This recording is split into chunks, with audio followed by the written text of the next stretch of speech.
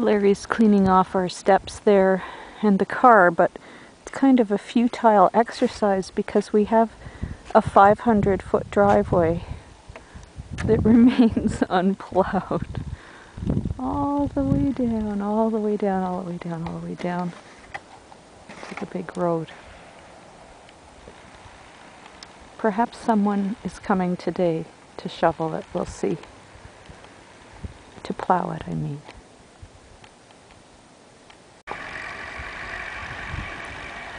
Well, that plow on that tractor is getting closer.